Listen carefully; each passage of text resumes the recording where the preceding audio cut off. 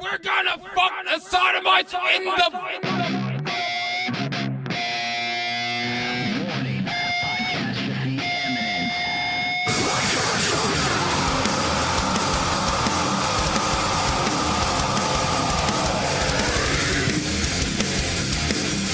Join me, Dick, on a podcast about music, movies, television, all with a taste of metal. This is Podcastrophe. Hello, ladies and gentlemen, and welcome to Podcastrophe. I am your host, Dick Blaine Tyner, and joining me today, it's been a while since you've been here, Brandon. How have you been? I've been doing good, man. Yeah, I was on like the first two, and then I made that, that Sudden rousing appearance. that arousing appearance towards the end of that one episode. So yeah, it has been a little while since I've been on Podcastrophe. It's been great, man. Things have been going awesome. I'm getting over my illness as you're getting into yours. Yeah. I mean, this is what comes after Drunk Catastrophe. 2 weeks later, and this is the hangover episode. Well, it's awesome though because we're coming off of a feature week. Yeah, feature week was very fruitful for us. It bumped our numbers. It more than doubled our followers. Yeah, it increased it by almost 100-fold. I haven't looked at it today. So I haven't looked at much of the statistics aside from what Nate sent in the group chat. Oh no, like it helped us out like immensely because as a network, we're not like some big time network. We're not. We are just like two dudes that said we want to make some more shows and let's reach out to some people to see if they want to do some shows. This is like the sheer definition of grassroots. Yeah. Like this is what this is, and it's like year by year, the concept keeps getting bigger. So the fact is that right before feature week is like on Sunday we hit 15,000 lifetime plays. That's coming from the foundation, the groundwork that the Journey to Comics show laid for the first 150 episodes. And then from there on, all the other shows that came on board, Podcastrophe, Brews with Dudes, Butt Stuff, Poor Rapport. Yeah. And then the original segues or the spin-offs, Foodies, Watching Movies, Journey to Wrestling, Game Addicts Podcast. Of course, that's not on this now, but now we also have literature. We have a gamut of shows. We have a show for every day of the week, and then we have a best of. Yeah. Like literally, we have so much, and we exceeded our normal average of play. I mean, granted, for the holidays when you're a podcast, a lot of people think, oh well, holidays for anything is going to drop, but sometimes you can get some good views due to travel and stuff like that. Mm-hmm. So it's like I've seen and monitored stuff where it's like we got almost nothing over the holiday, and then I've seen it where it's like, wow, dude. Some people will actually listen to us over the holiday. So yeah. It can actually vary, but I will log in. Traveling definitely helps the podcasting because that's when I listen to them most. Yes, same. Although, like I've mentioned this a few times on the podcast before. Like, I now have a choice between podcast or music when I work out. So there's like an hour and a half every day that I'm possibly listening to podcasts. So. Yeah, so like, and it's such a struggle trying to choose. Okay, do I want to get pumped up with music, or do I just want to listen to AP talk about Donald Trump? Well, see, here's the thing: is that ever since I got into podcasting, more so now that I'm into podcasting, my music consumption has waned. I don't find new music as much. When I listen to music now, I've almost gotten into that mode, which I've always been told happens to people.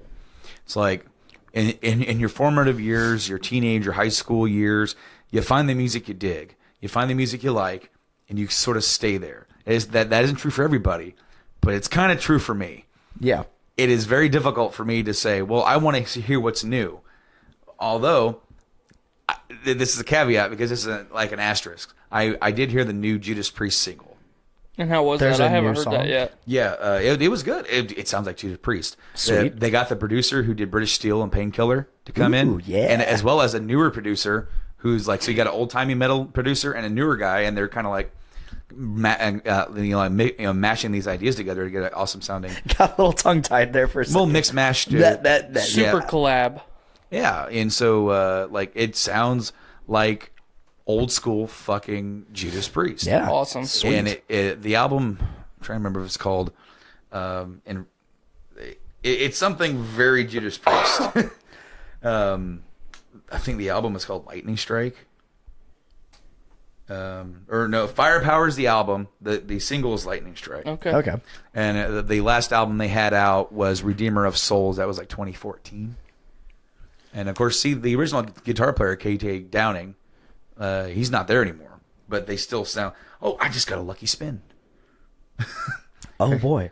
Oh, I hate that crap. But anyway, there's another dude here. You can go talk to him. Yes, there is. Stats. And I was about to interject and be like, before we get too far into this, I would like to introduce my other guest returning, and I would also like to officially announce Tyler McLaughlin as my co-host to Podcastrophe. Hi, everybody. He's not just our little podcasting pet that we can just drag along to any episode we need him on. He is now a host. Co-host. Really happy to be back. Really happy to be here regularly. Yeah. A part of Podcastrophe. And ready to jump back into Judas Priest because Rob Halford, my sister's dad, when I was a kid, introduced me to a lot of the music that I like now. Mm-hmm. And, we're jamming out to Judas Priest or something one day, and he's like, "Did you know he's gay?" And, I'm like maybe 10 or 11 years old, so this was way before, the gender fluid neutrality, binary identification craze that we've been in for the last year and a half, which there's nothing wrong with that. But, so I was like, well, it never really has mattered to me, but he's kind of an old-timey dude, so he blurted that out, and I was like, no, Judas Priest is still badass, and he's like, yeah, of course he's badass, but he showed me this interview that Rob did, I think in the early to mid-90s, mm-hmm. and I can't remember if it was VH1 or who it was with, but, it's just him behind the camera, and they're just hammering him with questions, and they're like, well, how long have you been gay? Well, I've been gay my whole life. And the interviewer's like, fans don't believe that you're gay. And he's like, he gets very serious, and you know how he's always got sunglasses on. Yeah. He actually takes his sunglasses off, and he says, have you guys looked at the clothes that I've been wearing for like the last 10 years? Like, I have always been gay. It's a part of who I am. You either like my music or you don't. And that's part of the reason I like Rob Halford, is because, number one, he's such a good musician, but he's so down to earth. Yeah. He just tells it like it is. He doesn't get, he can have every interview that I've ever seen him do with anybody, he's real casual. He's just, it's like this. We're just having conversation. Well, you're right. And see, it's all about the idea of like your sexual orientation should not define you. Absolutely. He is one of the most badass frontmen in the history of metal. Absolutely. He's a grandfather. He's a pioneer mm-hmm. of what you would consider heavy metal. Mm-hmm. You have your Sabbaths, you have your Zeppelins that really created tone. Because you go back and you listen to early Priest. Sad Wings of Destiny Priest, and it's not quite there as far as sound. But then you get British Steel, and then you get so then there was the Turbo Lover craze, but there's also Screaming for Vengeance, right? And then there's Painkiller. Painkiller coming after something like Turbo Lover just kicks you right in the nuts, And I still think that if someone were to ask me what is the perfect metal song ever, has it ever been written, the closest that I could probably ever say on the top of my head would be Painkiller. I would.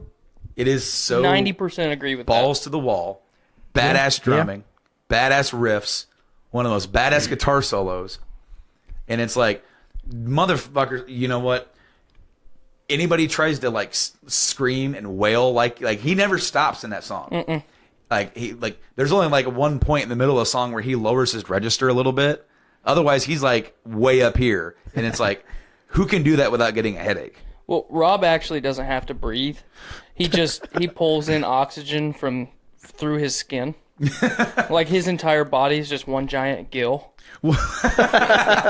It's funny because the guy that replaced Rob Halford, Tim Ripper Owens, there for a little while, he has a similar thing where he doesn't need to breathe. And it is like, it's so weird because you hear him on record holding notes and you're just like, how is he doing this? Glass is shattering in the background, Dude, he can hold notes at such a octave and at length that it's like you're struggling if you're trying to sing along with him. So like you're running out of breath, dude. But he does it like without effort. So then you take like for example, like he also was in one of my favorite band of all time, Iced Earth. So you hear he did 2 albums with him, and you hear another singer do his stuff. Well, like some of them struggle because they're not one singing at the same like level as he is as far as like for that the song requires. But like then like they're trying to hold these notes, and it's like, well, like I would love to sing them like that, but I need to breathe. Right. Apparently Ripper doesn't. But anyway, yeah, dude. So what I'm gonna do right now is go through the top 10 most downloaded episodes on the Journey to Comics Network for the last 30 days. Okay. Number 1, or should I start at number 10? Start at number 10. Let's hear Yeah, this. let's work our Number way 10, down. Drunkastrophe. Oh. But it's only been up there for a week. Yeah, it's only not even a week. A couple days. Couple days, it's already number 10, so great. Number 9, Butt Stuff, Shitnanigans. Oh God. That was a good episode. It was. You hear the hesitancy in my voice? Yes. Yes. The Things You Learn. Yeah. And number 8, Brews with Dudes. Number 7, The Dudette Abides. Nice. Number 7, Voice of Survival. 11, Mike Norris. So number 6 is Foodies Watching Movies, Season 2, Episode 8. Revenge of the Bacon Sludge. I don't think I watched that one. I haven't listened I to that. haven't listened to that one yet. Number 5, Foodies Watching Movies, Season 2, Episode 9, Everyone's a Critic. I did listen to that one. Number 4, Best of the Week for the week of Christmas of 2017. So then we're coming up to the last 3. Number 3, Podcastrophe 17, POVR Porn. It has such a catchy title, I know. Number 2, Draws you in. Journey into Comics 170, The Last Jedi. That's number 1? Number 2. Oh, that's number 2. Actually, Sorry. okay, so we actually Sorry. one and 2 are tied. Oh, shit. They have the same number of downloads because number 1 is the Journey into Comics 172, Nerds of the Roundtable 3. Hell yeah. Hell yeah. 2 really good episodes. I mean, they're all really good episodes on the top 10. I'm really, really proud of everything that what has become just in like 4 or 5 months. When you get shows and you get them like lined up and you got to be that guy saying, all right, we got to get a schedule going on here. You almost got to play the administrative role. And then finally now, here we are going into the new year where I can take a seat back, not have to worry about what you're doing or what, Poor Boy is doing or what Joanna or what Kate and Joanna are doing. I can just let them go and then enjoy the content, and then know that like everybody now is hopefully more comfortable with what they're doing. Yeah. Because that's the hardest part is finding your own voice. Yeah, I can attest to that. I remember my early days, my early attempts. Your infancy.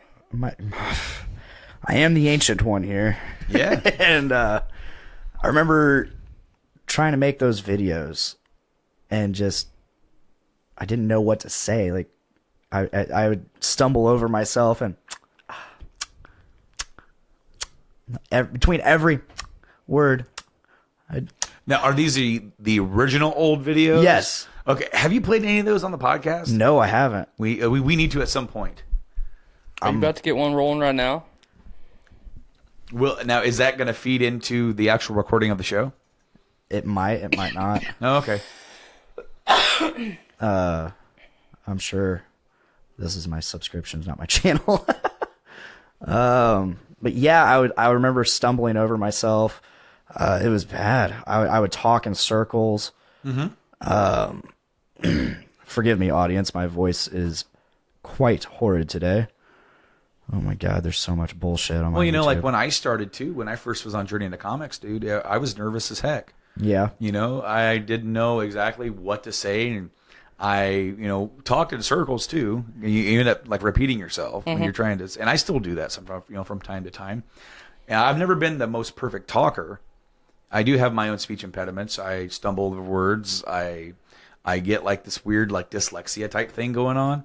I get like a stutter going on if I get going too fast. Yeah, I do too. Well, like for me, my brain, Yeah. like I'm formulating the sentences so fast in my brain because I'm so excited. Yes, exactly. About what we're talking about, and then my mouth just like slows down and just stops working, and then it blurs together in one big blurb of a word. What I've learned to do though is just accept those, because Well, yeah, it's real. try to make it better, but just accept those faults, because they are part of what make you and part of your personality.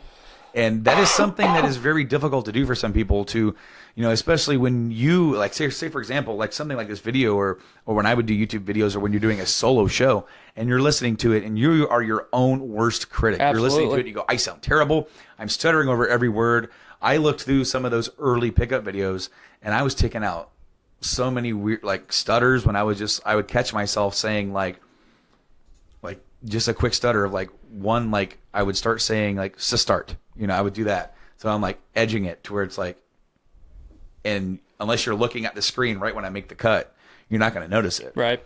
But that did get me really good at editing, podcasts, because now like I'm like getting it line for line right where it needs to go. But I've learned to just let that go, But do you have one of your early first podcasts ready to go? I here, do. sir? I have my first actual podcast, is what it's referred to as. Oh yes. I'm trying to get the stream. Now let's get some background on this. What year was this? This was February 21st, 2007. This was 11 years ago. I was a freshman in high school. And this was February 2007. Uh-huh. All right, so I was not yet working here. I was still over in the now decrepit state of Illinois. It's not doing too well. It used to be great, like Lincoln, and now it's like it's more like just kind of entirely forgettable, just like James K. Polk. It's like they're not paying people who win the lottery and shit like that. Yeah, I know, because they well, we can't pay you until we can afford it. Sorry, you did this, once in a lifetime, like super improbable thing. You won the lottery, but we can't fucking pay you. I can't remember if I used licensed music in this or not. So Oh, here we go. Here we go. This is my first actual podcast / vidcast, as I later found out is what it was referred to as. Vlog. Yep, there's some licensed music. We're gonna cut that. Cut that off. And Awesome. Weekly podcast of weekly podcast that literally aired one time. Mr. Caboose. Yeah, I referred to myself as Mr. Caboose back then. What a douche. My name is Mr. Caboose. You might know me from around town or just all over the internet. Well, I'm gonna start this daily, weekly thing. I'm just gonna call it a video diary. Look at that fucking hair. But kind of reminds you of Jacob a little bit, doesn't it? Yeah. you know that. Well, Doesn't that remind you of I don't know. Yes. It's very cold out. I'm bored. School's canceled. So, yeah, still pretty bored. Well, I'd like to get some shout outs. Aaron, I love you. You're awesome. You're Nice the coolest hand girl movements. out there, okay? Megan, love you, girl. Mike. Oh, nothing to say, sorry. Autumn, you're cool too. Another one of my cool chick friends. Nikki, you're cool. Lucy, you're my #1 fan. I'll love you till death. Yeah. Justin, you have your production company, but I'm gonna blow you out of the water with Mr. Caboose Productions, so it doesn't matter. And you're a nacho eater, so who cares if I waste ramen? You're a loser. I win. I'm better. Me. Oh yeah. Okay. Well, I guess I'll talk to you next week or tomorrow maybe. I don't know, but oh well. Bye-bye. Oh my god. Yeah, that was. There was an Anacondas poster in the background. I know. It's so bad. Oh my god. So Nate's in the comments. He's like, this is making my life. I'm awesome. You know that. Oh, let's see if I can find my other one. My first actual podcast. Oh. I love how his first episode is just shout outs. That's all that my podcasts ever were. I love you till death. I love you till death. Got deep with that one. Fucking that hair. What is a nacho eater other than an eater of nachos? Yeah, we need some background on that. I'm not quite sure. Because that sounds like something like if you ever watched a movie that was like kind of like too far in the future, and it's like they're trying to come up with their own kind of slang, right, and their own sort of like derogatory things. Nacho eater. Yeah, and then, fucking nachos. And then you're like, you waste ramen. Like, this is my first actual podcast. It is literally just audio, where I overdubbed after so long, Mr. Caboose is back. This is all to bring you this. This is all done in Windows Movie Maker. What's up, fuckers? Good old pal Mr. Caboose here. Been a while since we've done anything like this, so I'm just gonna... Best animated GIF ever. Okay, so depending on the success of this podcast, I may end up doing this once a week, or maybe even once a day. I'm not sure. So anyways, time to get to the shit. Never again. First things first. The Outer Field team wants you. That's right, you. The Outer Field team consists of... This was also scripted. Myself and I. And I guess, of course, Zach Schnepp, AJ Erskine, and Matt Wilcox. Zach being the whole ringleader going on here. So, yeah, talk to us, because we need your help, and we want you to help us come up with the website. Just walk up all to the us pops in the background kind of sound like a we'll slow like little thump. Yeah. Like there's some music playing, like somebody sitting outside at the window in their car. Subwoofers just going. Nothing much has happened to me recently. Just normal shit. Hanging out with Brownie and Jesus. I've also been hanging out with my best friend Nikki more too. Which fucking rocks, by the way. Been taking a lot of pictures too, which can all be found on my MySpace. So go fucking find me, fuckers. Oh, and now it's time for shout-outs. Barely anybody fucking replied to my bulletins, so fuck all of you. What now? Anyways, here's the exclusive list of people for shout-outs. Tina, Yesenia, Nikki, Aaron, Carl, Danny, Kay Brownie, Erskine, Katie, Bethany, and Kobe. Yeah, that's right. All of you got the special shout-out. Don't you feel special? Anyways, all right. Good God, tell man! me what you think of this podcast, and remember, your opinion matters. I'll talk to y'all later. Peace, fuckers.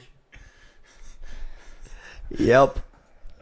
That's it. I've never made something so cringeworthy. Like I've made a lot of cringeworthy things. I was a news anchor. It's bad. And like a part of the whole news team at my high school's news team. I'm an idiot, but that goes back to that whole self-worth thing. Wish I had some. Oh my god. My friend Nick Russell from I used to go to high school with him. I did a government rant video. He's like, do the government one. I am not doing the government one. That is too long, and we have to make real content today. Anyway, we don't even know if this is getting like audio like picked up on like the on the actual show. I mean, obviously the live stream is getting this. But. Yeah. So back to what I was saying. I was a part of MAV TV at the Big McCutcheon High School, and for one of our class projects, we had had to make some like actual like full length feature film. Okay. That we had to film outside of school, in school, edit it, do everything. And I titled it Silent Outbreak. And it was like a post-apocalyptic Dawn of the Dead type movie where we had airsoft guns, and I edited in like clips of 28 Days Later zombies and shit like that. It's terrible. If I can find it, I'll send it to you guys one time because it's bad, but it's not shout out bad. Oh. All right. So in high school, Nate, the Podfather, and myself, the Podmaster. We were in a band together called Draxus, and Okay. we signed up for this thing called I Sing the Body Electric. It's like this drug, anti-suicide kind of prevention type thing. And like you create artwork, whether it's a drawing, painting, poems, music, whatever. And since we were a band, we were going to get to go on their dime and record a song. Oh, that's cool. So we were like, yes, absolutely. Let's get our foot in the door. So I had this really dark concept for a song called Crucify Me. It's as emo of a name as you can make, but we never actually got it to a point where we liked how any of it sounded. It just sounded too hokey. So we ended up using a different song entirely called Rise of the Phoenix before Tenacious D. This is circa like 2000, early 2004, or late 2004 to early 2005. Tenacious D did it like what, 2012, 2013? Yeah, so a good 10 years almost, Looks like some royalties need to come your way. I'm just saying. I mean, I like their version. It's cool. Their rendition. Yeah, there you that go. It sounds nothing like the one that we did, just in name. Anyway, so the song is about like rising from the ashes, from your former self, or from your hardships, right? To be, to grow stronger. And so we were trying to. They said, "Hey, you guys can make a video too. You guys can come down to the Central Illinois showcase and play the song, but then we'll take the video when we go like around the country." We're like, absolutely. Yeah, that's really cool. So then we set up like our instruments in the living room of of Nate's dad's house, so we can get like the group shots of us playing, and then we each had a storyline. Mine, I was a pillhead. I had a prescription drug problem. Nate was an alcoholic. The drummer Mason had problems with his dad. And then Tony, our newest band member, he was going to get a girl pregnant. So we like this video. I am both simultaneously proud of and embarrassed about at the same time, because the stuff that we filmed with Mason was awesome because we got his dad involved and he thought it was really cool. So we filmed some good shots of like him getting a bad grade on a test and then him taking off, and then we shot like him calling him up saying, "I'm sorry, I flew off the handle," and him saying, "I'm sorry too," and then like me, shaking at the pill bottles, awful, and then we like set up the camera to make it like fall at exactly the right time with the pills falling out, and then Nate got an empty beer bottle and put like other liquid in it, and he's stumbling along and he just falls. Nice. and then we never got around to filming Tony's scenes. So his just says but he's in the group shots of us playing, I think. But I'm pretty sure he is, because I'm pretty sure he was in the band at that point. But we just put up these missing scene. Tony gets girl pregnant. Did the end of it say Finn? Fiend? No, the end was an homage to Nate because he died of alcohol. He was so drunk he passed out. And it was one of his senior pictures. And it was R.I.P. R.I.P. Nice. God damn it. Oh, man. Later on, I would go on because we did a demo called In Theaters, where we like made songs based off movies and stuff. And when we got the band back together after the break there, we re-recorded some of the songs, and so we did a song about like Marv from Sin City, The Punisher, The Crow, and that's cool. Metal Gear Solid 4 or Snake. So I actually took scenes from those movies and from MGS4 and made like music videos out of those. And I'm actually still proud of those to this day. I think I edited those pretty cool, but I guess Scene missing. I love how it's just titled "Tony Gets Girl Pregnant." It's not actually descriptive of like. So what are we supposed to be seeing here? Are we seeing the aftermath, the test, or are we supposed to be seeing the actual like conception here? Because we never elaborated. Look at how far we've come. Oh man, because all of us. We had Tony lined up to do it, and he's like, "Yeah, man, we'll do it." We had the girl lined up, and we just never got around to doing it. I can't remember, like the schedule just never lined up, and we got to crunch time where we had to get the video done. Here's something cringeworthy. That's also the same thing. We did a DXS Cribs. Yeah, you told me about that. I don't know where this video is. I don't know if Nate has it. I think Jason might still have this because a former band member, Jason, he was in the band at this point in time, a former like founder of the band. And we filmed this thing where we were going to give a tour of Nate's dad's house. That's where we practiced. Right. So it started off in the basement. It's where we jammed, right? And like Nate was talking to this girl, and he like it was like a long distance type thing, and he had like one of her letters like thumbtacked up on the wall. That's what I'm shooting for right there. So then we're walking outside, or now it's like because the camera fall like we had a guy filming for us, and like Nate and Jason are walking outside, and it's snowy in December or whatever, and Jason walks over to the pool and just puts his face into this big pile of snow, and the camera barely catches it, and it just keeps walking by him, and then Nate's going out sitting in his dad's Fiero. It's like, yeah. You know, this is my dad's Fiero. You know, some people have a manual, but this is a stick shift. You know, some people, yeah, he pretty much he said like the same thing, right? And then we went upstairs to Nate's room, and he was saying like this is where the magic happens. He starts like humping his bed. Nice. And then I'm like, hey man, have you seen Jason? He goes, I don't know, man. Maybe he's in the bathroom. So I open up the bathroom, and we have Jason in there sitting on the shitter with his guitar. I'm like, what you doing, man? I'm playing my guitar. All right, well, we're going to go downstairs. I'll join you in a sec. Good God. Sounds like there's some heritage afoot. So then Is that the first heritage of the episode? I believe it is the first one. Definitely not the last one. So then we go downstairs and go outside, and Nate stole Jason's shoes, so Jason couldn't walk out with us. And then Nate like tried to run and like hump Jason's car, but it was icy, so he slipped and just fell down. Good God! I wish I had access to this tape because I would air it. I would like to see it. It is so awful. It is completely and utterly awful.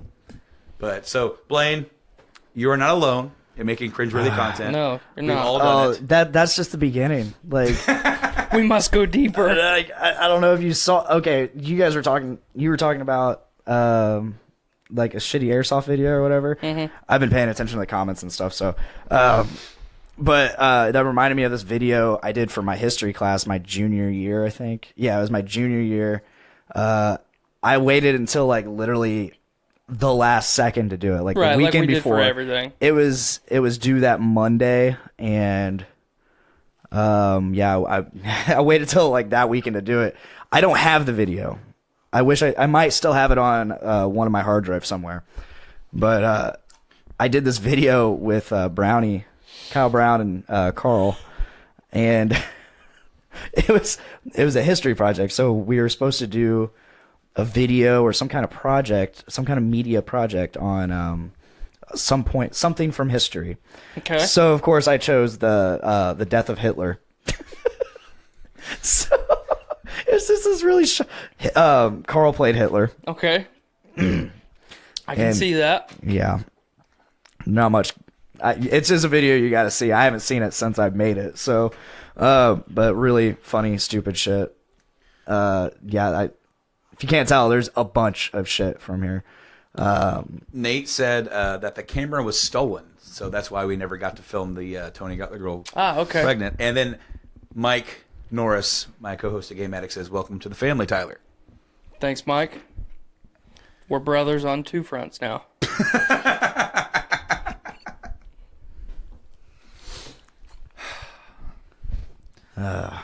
But yes. So I asked you guys to listen to a song. Did you guys listen to it? Oh, I don't remember you asking me to listen to a song. Yes, he did. Oh, the Breaking Benjamin song. Yeah. No, I didn't listen to it. I didn't listen to it either. I listened to it once today. So then how is it? I slacked on my homework a bit. I thought about it on my way over here. Like, man, I should listen to this new Breaking Benjamin song. It's not bad.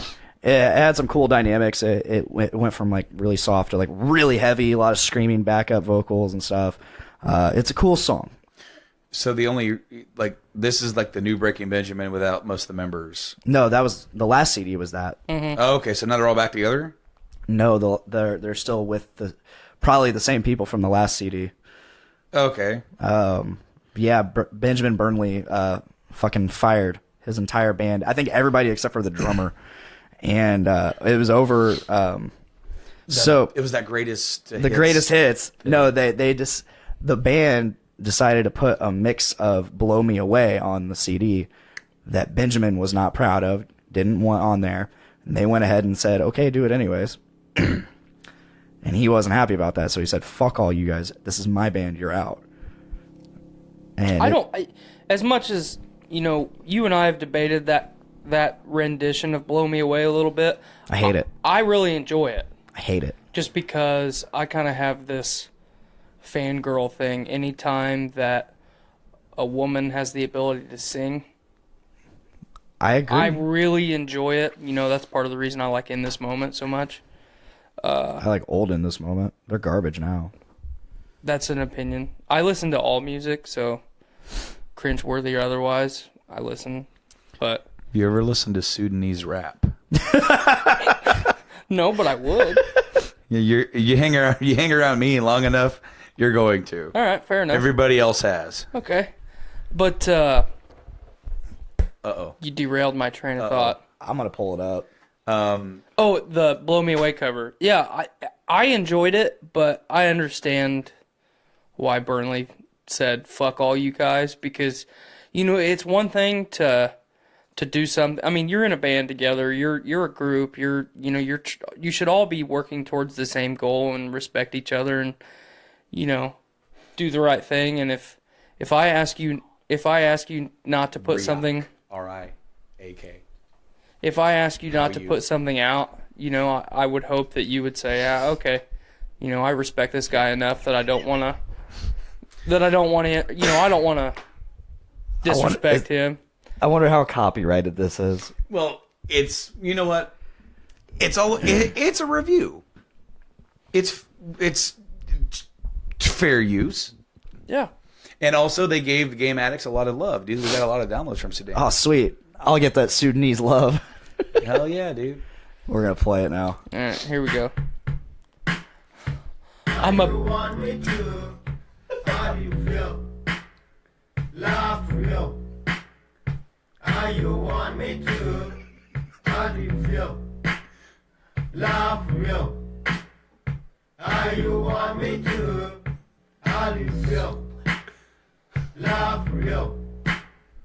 How you want me to? How do you feel? Love real. Got some question I gotta ask ya. Push your hands up on the floor. Okay, let's go. Let's go and follow. Let's go. Baby, you got a better flow. Oh, mama, tell me how you feel. It's no way. Next month I wanna see you cry. I never seen someone like you before in my life. If you with me, that's how I'm sleep. Why is that planet being destroyed in the background? I showed you my secret. Unforgettable. Why are his eyes so red? Baby, my fire. Does he have some parasite? Around. Where were you tonight? I need you around. I feel when you're around. You want me to. Are his hats actually helmets? Love real. Why is he in space again? How you want me to. His hat looks like it's superimposed. Love real. I thought it was a helmet. How you want me to. How you feel. How you want me to. How do you feel? Love real. I didn't realize he was still wearing pants. Mystery of heart. So quick.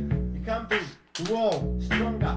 He's not even saying anything. I love anything you did. I'm speeding in love. If you wanna treat me, I got something for you, you can feel. Something. I got something for you. You need it out. You need to see, you will feel. You need to me. Come on, make promise. I will keep my promise. I can only think about. Is this the pharmacy? I know you cannot explain your feel. It's just too much to say. I know how or why your feel you want me to. I feel. What the hell? How you want me to. Okay, we can turn this off. There's not much more to this. Okay. But to just continue the cringeworthy, there's one more. We don't have to listen to the whole song, but type in Bangs, BANGS, take you to the movies. Oh wow, That's first. the It's first fucking one. option. With lyrics, dude. Yeah. Boy Banks. And this track is dedicated to all the ladies out there who like to go to the movies, you know, especially you, girl. Let me take it to the movie, shorty. I'm sure later on you will be my baby. Let's sit down and just be by my side. I got the popcorn, I know what I feel like. Let me take it to the movie, shorty. I'm sure later on you will be my baby. Let's sit down and just be by my side. I got the popcorn, I know what I feel like. Hey, shorty, you're really looking nice. Let me take you to the movie, cause I know you like. You got nothing to worry about.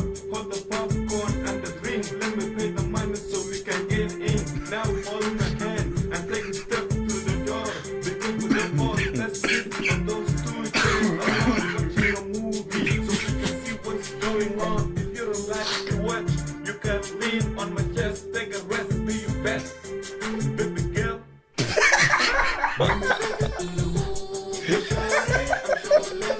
I love the heart. The heart, yeah. It's so off. I know. So then this dude and Riak did a song together. No, wait, what? These guys collaborated. Okay. I hope you enjoyed the movie, cause I did too. Anytime you wanna go again, just holler at me, baby girl. We can make it to be better than how much is yours on? You don't have to listen anymore. I think you get the idea. I got one, and it's actual original content from YouTube. So I don't know. I'll at least give the guy a shout out. Well, What do you think so far, Tyler? I don't know if I have the ability to think anymore. Oh, just wait. are you not entertained? These are like purposely bad songs. See, the other two guys were trying though.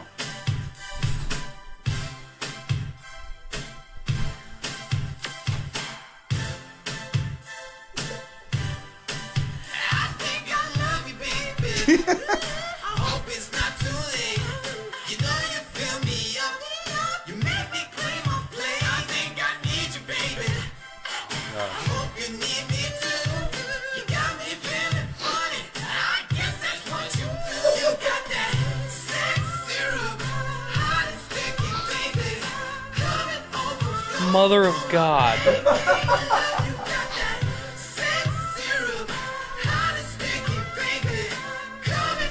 Oh my God.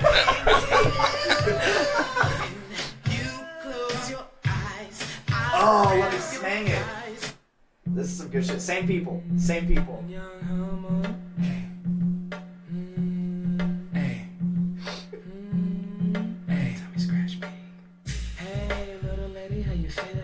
It's Humaboo at the crib, just chillin'. Trying to figure out what I'm gonna do today. How about you throw something sexy and come my way?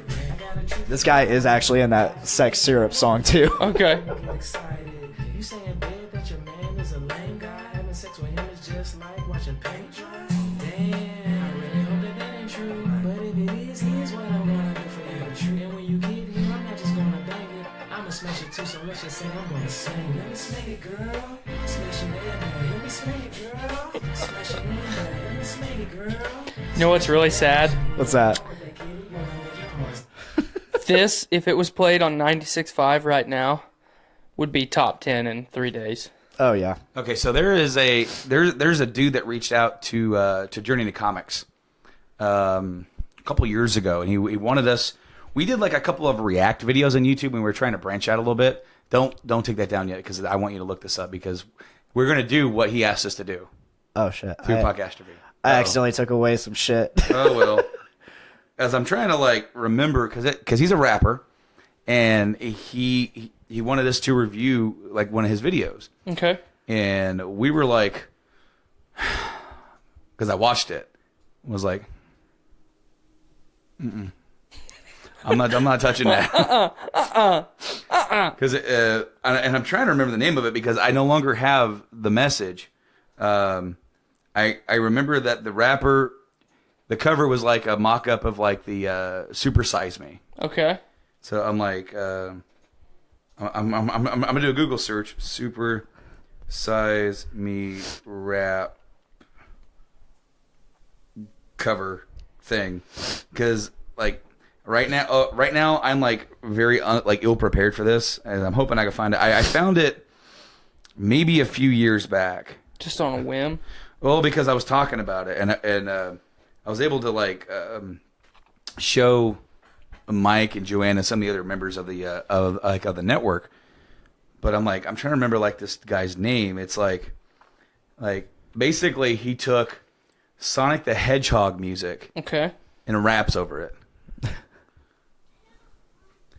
And so I'm now resorting to lyrics. I'm typing this, what I can remember. Well, while you're looking that up, I want to ask you specifically a question, because you made a comment a minute ago about In This Moment, that old in this moment is good and current in this moment sucks. What's the most recent In This Moment you've heard? Anything that they play on the radio. Okay. I haven't heard anything for a couple albums now.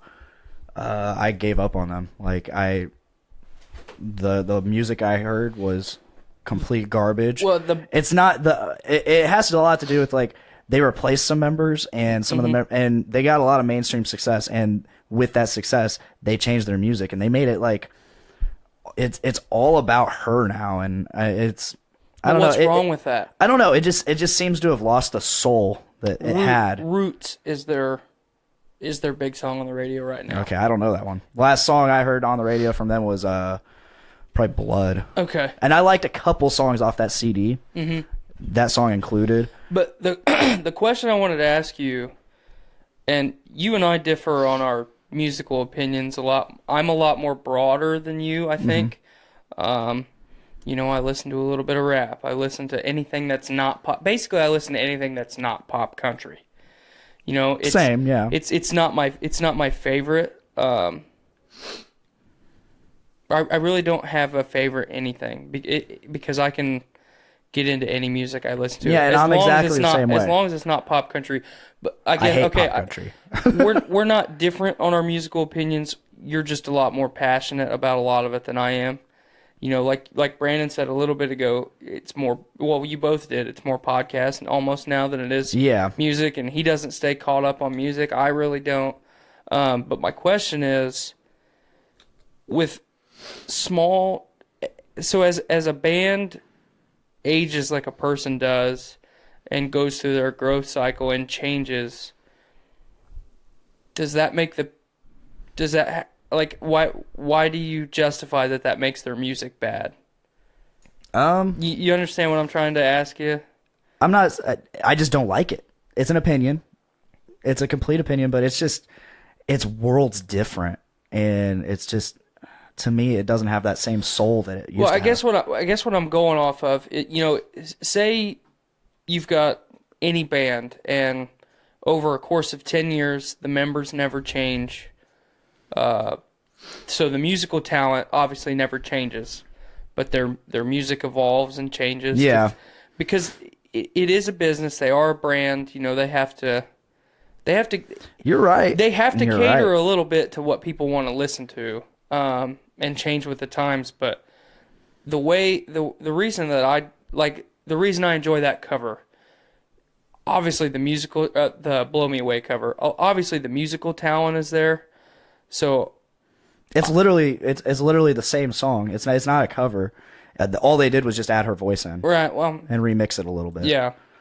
But I don't know. I guess when I listen to shit like that, I just look at what the talent level is more than anything. You know, I'm not saying In This Moment's not talented. I'm not saying anybody. Oh, I know. Not talented.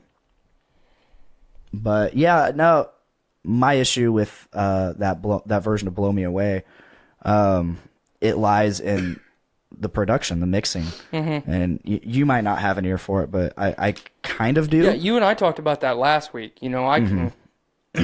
I'm more video cinematography, and you're definitely a lot more audio inclined than I am. So I listened to that song, and I can see why Benjamin Burnley did not want that to be released. Right. And you know, like there are moments where the chick singing in that song just completely overpowers him. You can't hear it. It's not a good mix. It's just not a good mix, and not that she doesn't have a good voice. I just prefer the original version. As far as In This Moment goes, like I haven't liked a majority of the music since their third CD, which came out in 2010. Right. So yeah, that's a long time ago. That's 8 years ago. I mean, I haven't really listened to much.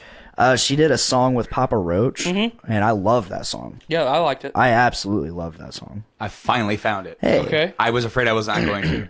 The rapper's name's Sick Ill. Okay. And the song is called Spring Yard Zone. Okay. Spring Yard Zone.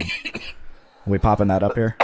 I was hoping we would. Okay. It is actually relatable to our podcast network. He wanted us to review it, and I'll be darned if we're going to do it, damn it. We're getting it in there. A lot of the people in the network have heard this. A lot of our listeners have not. So I do appreciate you amusing me for this here Dick, Dr. Dongo, Blaine Tyner, DDS, OBGYN, attorney at law. Stuffins. What is it? Sick Ill. Sick Ill. SICK ILL. All one word? No. Of course not. Okay, and Spring Yard Zone. Yes, it is. It is the name of the Sonic 1 level. Here we go.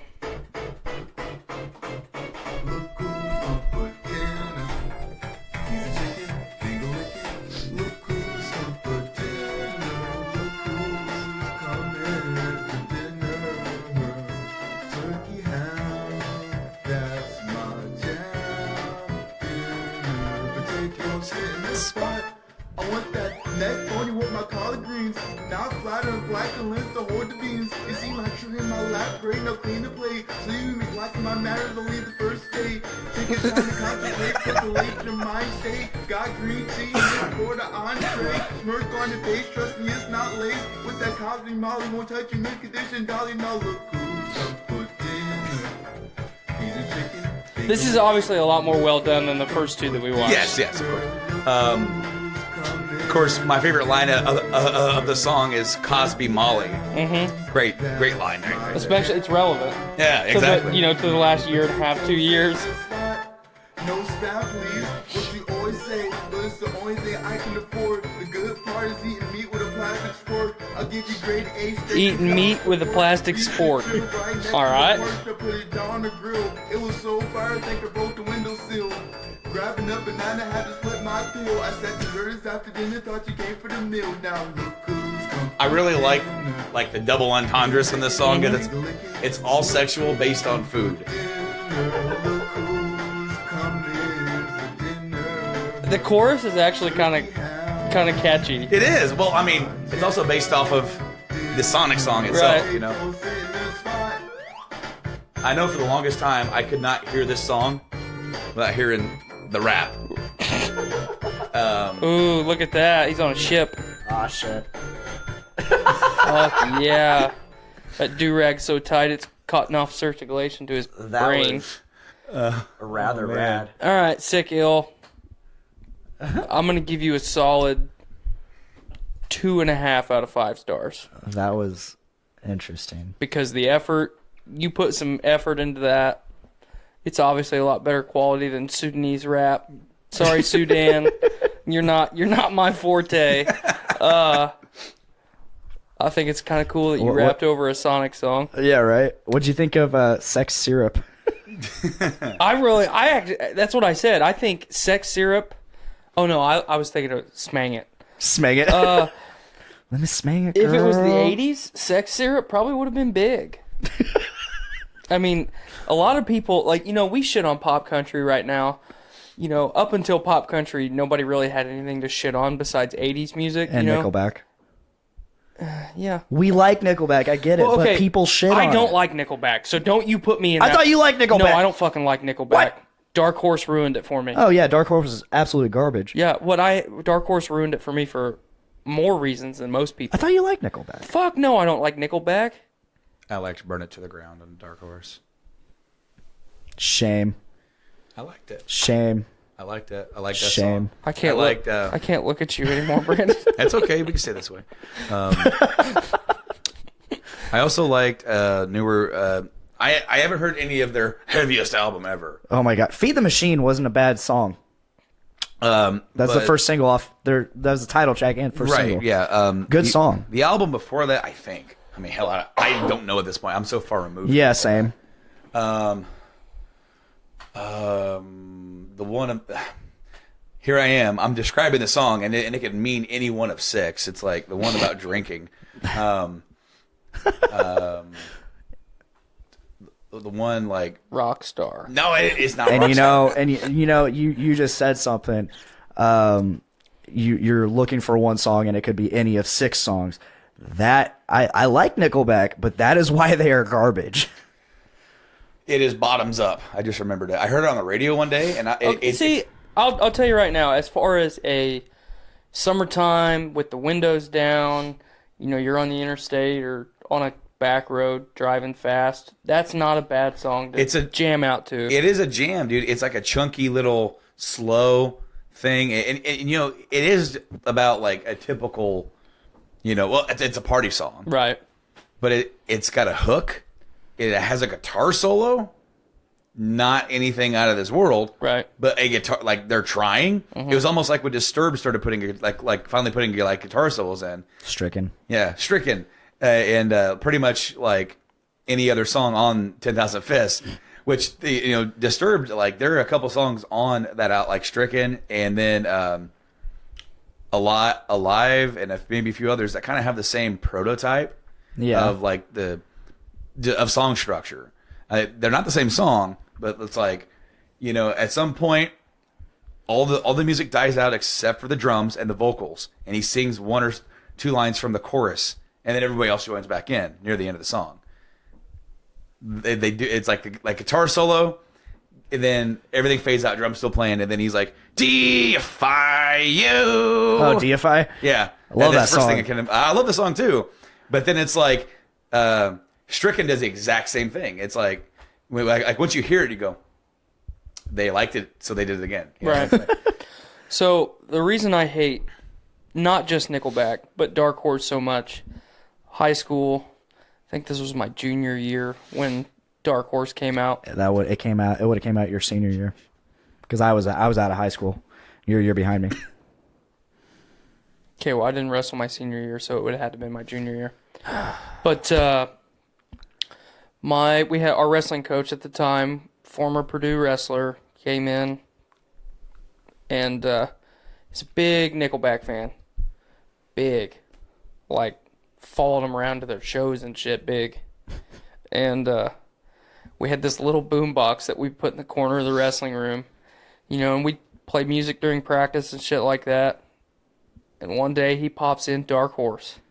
He walked into the wrestling room, pulled it out of the plastic, fresh, never been opened, throws it right into this little miniature boom box, and cranks it up to 11. All practice long. We listened to that CD 2 or 3 times. Okay, it's at the time I was a high school student, so I was like, Nickelback's not bad, And then it's like, I've heard this song 45 times now. It's so bad. And then, like, this goes on for weeks. He puts it in, like, on a Tuesday again, And it plays so many times. We had like a 3.5 hour long practice. It played so many times. The CD got so hot that the voices started to distort. So the music is distorted, and Chad Kroger's got like a super high-pitched voice. Sounds like he's singing while he's on helium. Yes. So that must happen that now. is what truly did it in for Nickelback and Dark Horse for me. Is listen, and they didn't shut it off. They just let it go. So, I remember when I was in high school, because like you were saying, when you were in high school listening to Dark Horse, I was working at here in town and living at my second apartment. And here I was, this young man out there to face the world. When I was in high school, and we would have like gym class where we get to work out and stuff. Mm-hmm. All the older kids would have control of the jukebox. Jukebox. Wow. Do I not sound old now? Of the boombox. Back in 1912 on my graphophone or phonograph. Graphophone. I'm an idiot. I had to get a little bit of humor in there because I'm about to drop one of my biggest unpopular opinions after you finish your story. Okay. So, all right, so all they want to listen to is rap, and I'm not a big rap guy. I mean, I actually listen to and I make people listen to Sudanese rap, just to let them know whatever you think is bad is not nearly as bad as you think. Right. Palate cleanser. Right here. Absolutely. It definitely is. Well, rap is in such a weird place right now. Well, now it is, but it's even back then though, it's I just was not into it. And yet I finally got control of I almost said jukebox again, of the boombox. Finally get control of of the graphophone, which is skipping every time someone drops a weight,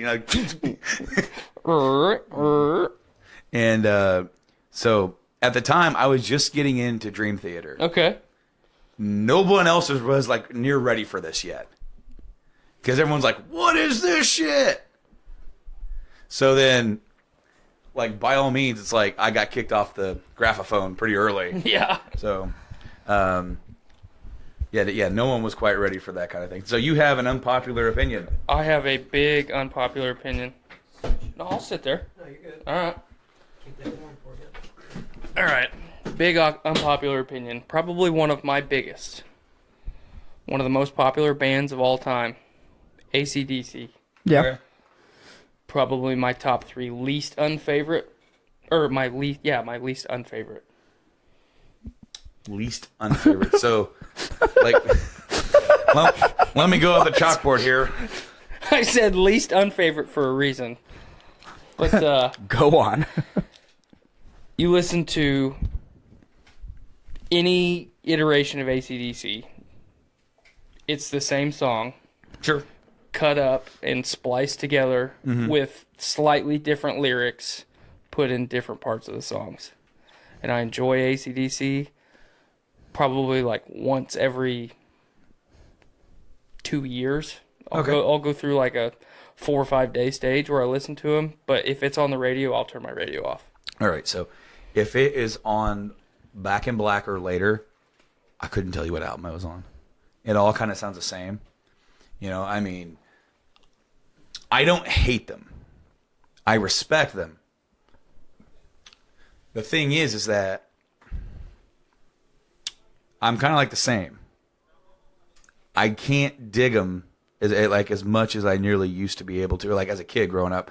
Now, if it's Bon Scott era, before before the change or before before it became too methodical, then it's different, because there almost are 2 different bands. Absolutely, yeah. And once they got their formula down, they all right, we're never making anything else after. Don't get me wrong. I'm not taking anything away from either version of the band's musical talent, because obviously they're all great musicians. Yeah. But that just goes back to the whole sports thing for me. Every wrestling practice and prior to Dark Horse. Because once D-Day hit with Dark Horse, we listened to that every day for the rest of the season. And I did some other things my senior year, so I unfortunately didn't wrestle. But, every football game, all 4 years that I played football, and track meets, and it was always AC/DC, and you go to a football, any sporting event. I'm a big sports fan. So you go to any sporting event now, and at some point during the 4 to 5 hours that you're at a venue watching a sporting event, some rendition of some ACD song is going to be played, and it's like you just can't escape it. And it's, if I could have like a true ACDC cleanse, where I go like a solid 6 to 8 months without ever hearing any of it, I probably could get back into it. Because like I said, I'm not taking anything away from their musical ability or talent, because they're still putting out music. But I can't do it. And see, and I don't know if now they are going to. Obviously, we lost Malcolm not too long ago, and then of course Brian, he had to leave or was forced out. Essentially, he's now claiming that he can. I thought he wasn't. I thought he was still in the band. He just couldn't tour. They have actually discussed possibly making new albums with Axl. But that might be up in the air now. Right. Yeah, maybe. Yeah. Well, it is funny because I do a Brian Johnson impersonation, but it is really loud. Yeah. Very loud. We're talking like 11. Yes. Okay. Yes. Absolutely. This amp goes to 11. Absolutely. Kudos to anybody who actually gets that reference. But and shame to anybody who doesn't. Exactly. That's right. I got that reference, and I hadn't even, up until 2 years ago, I hadn't even seen the movie. Fucking heritage. Dude, that movie is probably one of the most, like, if you have ever been in a band at any level, you need to see that movie. You'll understand. Absolutely, because it is one of, like, there are so few movies that are geared towards music like that, whether it's a comedy or serious or anything like that. So the fact is, like, you need to just, like, absorb it, because it's like, I actually feel bad because I actually haven't watched Compton, or what, Straight Outta Compton. Ooh, that's really good. Yeah, I know. I've heard it so good, but I haven't got around to watching it yet, and I want to actively watch it because, as a one-time down here musician, I want to watch movies about musicians. I really enjoy it, whether it's in a genre that I really dig or not. I definitely did used to like rap a lot more in the 90s, but then, like, I definitely hit my phase and got out. Of course, now it's like, as you said, like, what is that, party country? Is that what you're saying it is? Pop country. Pop country. Between pop country and mumble rap, and here's the thing. Mumble rap is so popular right now. There's no musical talent there whatsoever. Lyrical. No. I mean, there is nothing there. But the majority. Okay, so it could be a 6-track album, or demo, or promo, or whatever the hell you want to call it. There could be 6 tracks, and if 4 of those tracks have a really catchy anything, right now it's fucking gold. Because this goes back to the comment I made at the lunch table the other day. The United States, primarily, is Rome right now, at the height of its power. Okay? Yeah. The American people want nothing but to be entertained. And you interjected when I said that this week and said, entertained now. We want everything right now. Yeah. Okay, so we want instant entertainment. Mm-hmm. We want to make more money so we can afford more entertainment. And everything that we enjoy is picking up on that and just ramming it down our throats, whether we want it or not. Mumble rap is the perfect example. Pop music is what pop music always has been. Yeah. 70s, 80s. Now, I mean, it's pop music. You either like it or you don't. You turn it on the radio. You either turn your radio on and listen to it, or you change the station and listen to what you want to listen to. It's always been catchy. You either like it or you don't. Overproduced. Right.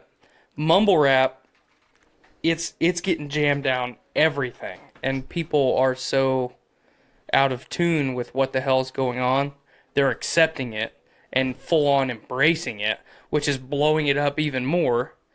I mean, you've seen the rapper from the United Kingdom that's like, boom, snap, boom. Oh yeah, bop, that beep, video. bop. Actually, that was a meme for a minute last year, and I just happened to see it the other day. Like BuzzFeed and a lot of the Facebook media companies that are putting content out multiple times a day, every day. Yeah. They're reaching out to him, having him be involved in shit. Like I saw him do the T-shirt challenge, where he tries to put on like 40 T-shirts and then take them off, you know. And they're We're like so stupid as they're a like society. throwing T-shirts. They're like throwing We have T-shirts fallen at. so far. We They're have like fallen so throwing far. T-shirts at him, and he's like, "I don't wear that. Big Shaq don't wear that." And it's like we are creating this. We're asking for it to happen. You know, not us personally, but we as a people are allowing this to continue. Yeah. And it's so fucking bad. So bad. One of my favorite mumble rap songs. Not that I actively listen, but when I see it pop up on YouTube, I'm like, all right, let's see how many millions of dollars they pumped into this music video, because the whole production is almost like a film. Mm-hmm. You know, directed by such and such. But I don't even know if this is the name of the song. But all they say throughout the song is "Where your ass is at." Have you heard the song? Yep. One of my favorites is broccoli.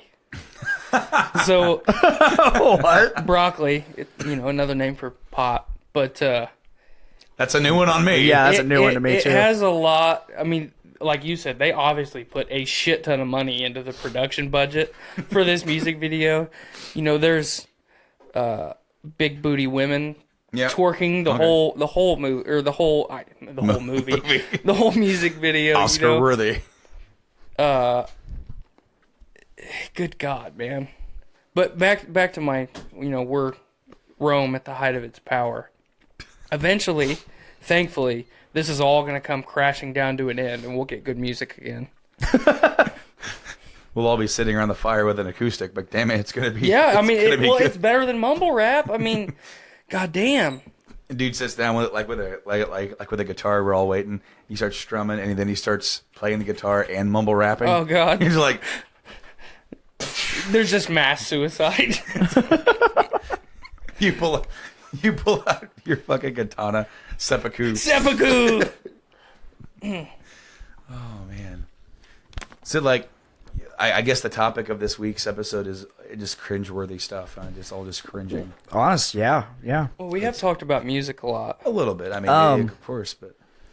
Oh yeah, I just remembered something I wanted to talk about. And visualize right here, live feed, right here, a dead horse.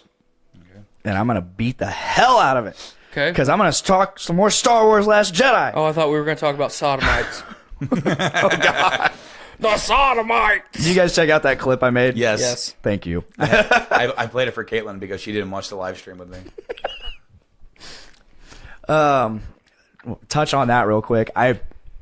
When I was skimming through it, and to the end, when I'm editing my podcast, I always try to line up the outro so that it kind of goes in at it sounds good, like going into it, Right.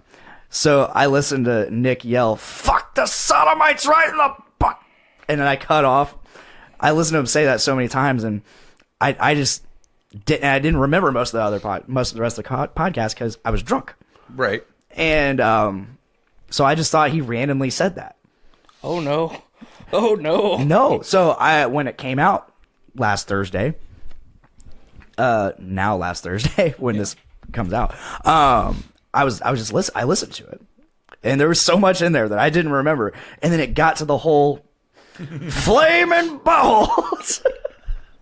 It was a whole 5 minutes. I know. And I was like, oh my God, I have to clip this out, and I have to put this segment out there. So I did.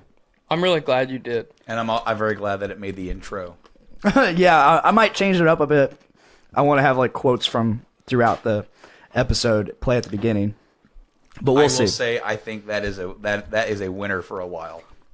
Yeah. It is definitely a memorable moment. So let's talk some Star Wars. Yeah, back to beating the dead horse. What have you got to say? Okay, so going into The Last Jedi theories, I swore. I was like, Empire Strikes Back, Luke loses his hand. Attack of the Clones, Anakin loses his hand. I said, God damn it, Rey is losing her fucking hand. She didn't lose. Nobody lost a hand. No? Or a head. Or a head. Lost, Somebody got mauled. Somebody got Darth mauled.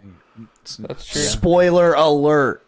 Yeah, it's after the new year. I'm not taking heed. I'm not telling people anymore. If someone mentions the word Star Wars on Last Jedi, just assume we're going to spoil the whole fucking thing. Yeah. So I've been... Spoiler alert, nobody gets a hand chopped off. Yeah, so... If that is what hinges on you, like really liking this movie, you're gonna be sorely disappointed. Yeah.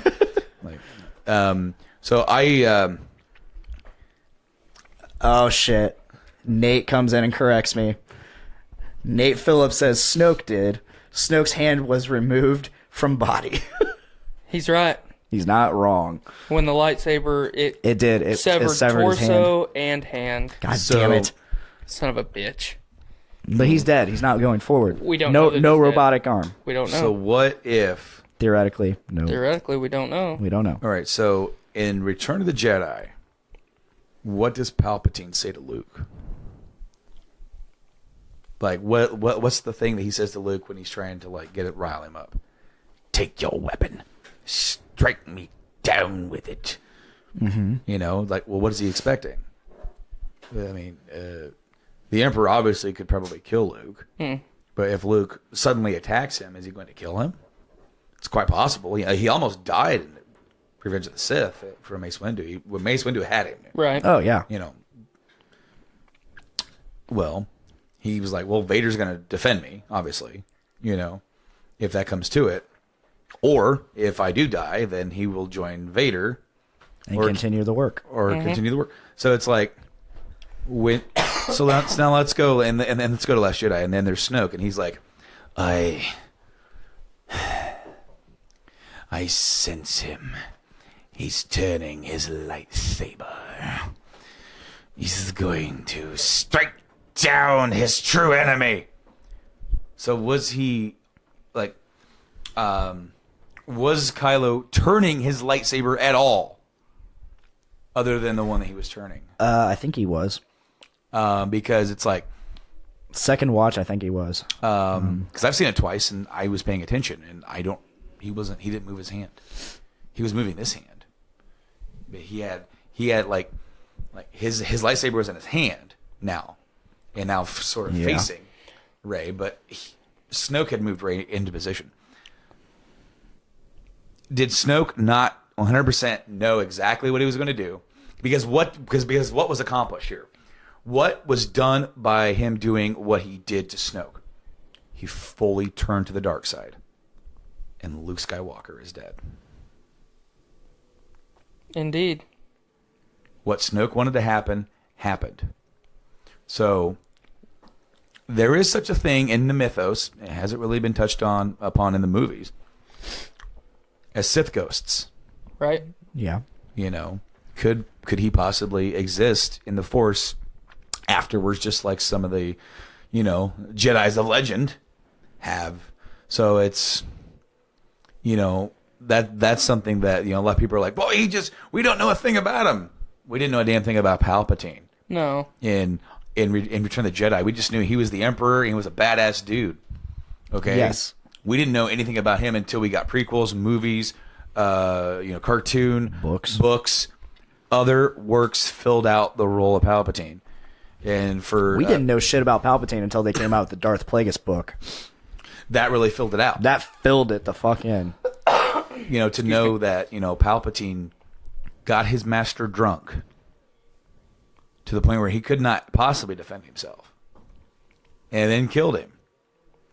Because Darth Plagueis was more concerned with keeping himself alive, not taking over. Mm-hmm. And Palpatine was never, albeit really his apprentice. He was, but in his mind, he was just the learner.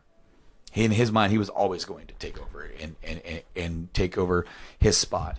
He was like that was a temporary position for him always, because Palpatine's rule of two is a lot different from anybody else's. Right. So was Plagueis's. Plagueis's rule of two, it wasn't master and apprentice; it was partner, because Plagueis believed him and Sidious were the final in line. Now, see, Sidious, he felt like he is the master. He needs muscle. Yeah. Like, he is the one. He is going to rule. And his apprentice is going to be the person who's just going to be a willing subordinate.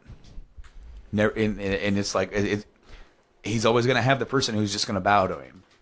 And if anybody tries to stand up to him, he's just going to be gone. Mm-hmm. He was too selfish for that. He wasn't a true Sith in that mind. Like, because like the legends of the Sith were like, you strike me down, then you take my spot, and then the Sith go on through, through our students. Mm-hmm. But for him, he was the end all. He's like, I'm it. And that's what Plagueis thought. Plagueis thought him and Palpatine were the end all. The way he set it up, he set Sidious to be. He put him in his place of power, so that because he was his benefactor. Right? Yeah, so Plagueis could rule from behind the scenes, and he was at the forefront. Sidious was the face. Yes. And then in Phantom Menace, right near the end, in the background, that's because Sidious was already, he had his apprentice in Maul, so... Which, I'm going to tell you, you read Darth Plagueis, right? No. Oh. But I know the story. Right. But guess what? The reason he got Plagueis drunk was because he was celebrating getting Chancellor. Mm-hmm. Yeah, that was that. So the entire time you're watching The Phantom Menace, Darth Plagueis is alive. Yep. He is not there, but he's there. Yeah. Darth Maul, he wasn't an apprentice. He was a tool. Well, he was a weapon. He was a weapon. Yes, he was the first thought of apprentice for Sidious for when he was now the master, and obviously he was he failed. Yeah. But then you're looking at Tyrannus, Count Dooku, and he was always not a final apprentice either. He was just there until Anakin came. Well, I would imagine that Dooku was a kind of an experiment for Palpatine, because he took a Jedi Master and turned him to the dark side. The way that I see that a lot is where Dooku is not really in the right mind of the Sith either. Right. I don't think he ever really thought that one day I will usurp Palpatine. I think in his mind, he's like, I'll take his spot one day. We are going to do this, and then we'll rule, and then we'll change things. And then one day I'll get to rule. He didn't have that drive. He wanted to change things, but he didn't have the drive to say that. The ambition wasn't there. That I'm going to be the guy that's going to be at the forefront to change, and I'm going to rule everything. He just kind of assumed that he would get the role eventually. Yeah. Meanwhile, Palpatine was like, "You're never meant to be that guy. Do it. You are the placeholder. Yeah. Until my true apprentice gets here." But of course, he never let Dooku know that.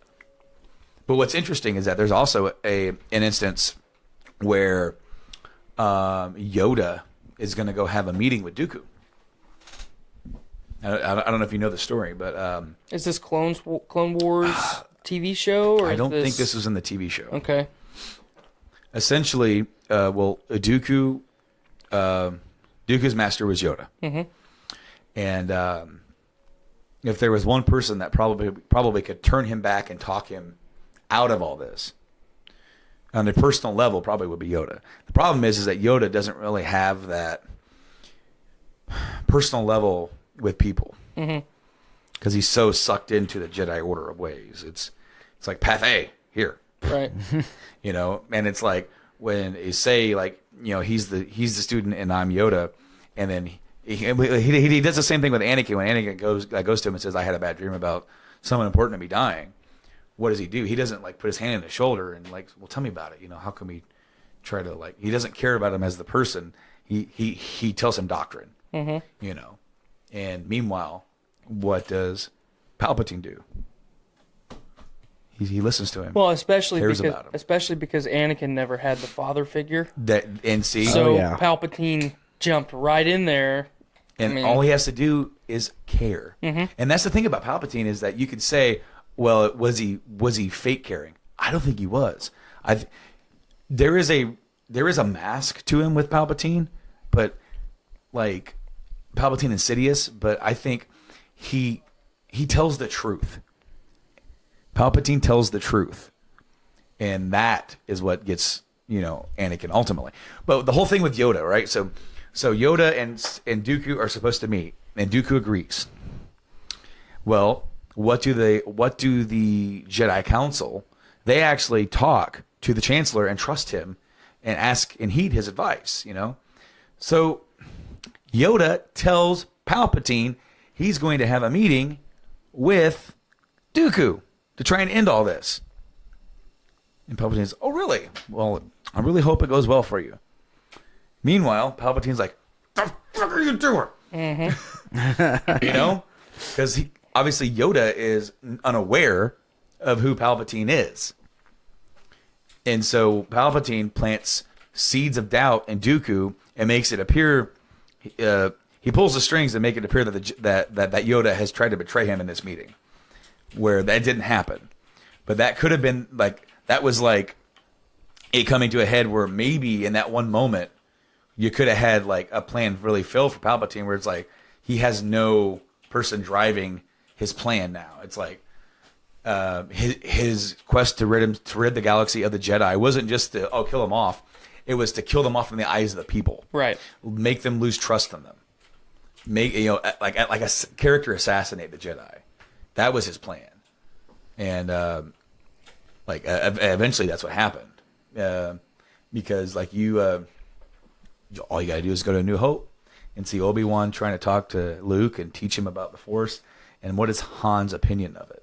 It's a hokey religion. Downplays it entirely. It's like, and how many people, now 20 years later, the fallacy of the Jedi that and then they fell, they betrayed the Republic. They're just scoffed at. Mm-hmm. It's interesting. I could talk Star Wars theory. Oh yeah, we could all. Anyway, so what was beating the dead horse with the Star Wars? We branched off here. Oh, the beating the dead horse was just continuing to talk about Star Wars: The Last Jedi in general. Okay. Yeah. Just in general. Still really upset that people are banding together to ruin the ratings on Rotten Tomatoes. That's still happening. They're trying to get this movie uncanonized. Yes. Unreal. You can't do that. It's an episode. I almost said it's 2017. It's 2018. If enough, I would hope that Disney says, stop. Sorry about you. But it's 2018. We're in the time where if enough people complain about something, whether it's warranted or otherwise, they can do it. So I hope we don't get to that point. But I hope so too. We've definitely kind of set the precedent. This movie and its reaction is going to affect Episode 9. Like it or not, it will. Just as far as fans' opinions or what J.J. Abrams is going to do with the movie? What they are going to do creatively going forward. Okay. Because this movie's being rewritten from its original inception. When J.J. came in, he enlisted the help of some dude that wrote The Town, I think. Okay. With Ben Affleck. That's one of my favorite Ben Affleck movies. It's a good one. So he wrote the script for that. Watch The Accountant. I've wanted to. It's way. We've talked about backlog a lot on different stuff. It's way back in my backlog. But JJ and this guy, they are writing Episode 9. Okay. Just like JJ and some other dude wrote Force Awakens. So JJ is going to get to come in and he's going to get to wrap up this trilogy. He started it, and then we have this middle chapter, and then he's going to end it. And a lot of things were not answered in this middle chapter. And of course not. A lot of people were pissed off about it. It's the middle chapter. Why would they? And that's just the thing is that, like, think about what The Empire Strikes Back was, and it was a character piece. Blaine, what is the plot of Empire Strikes Back? One sentence. What is the plot?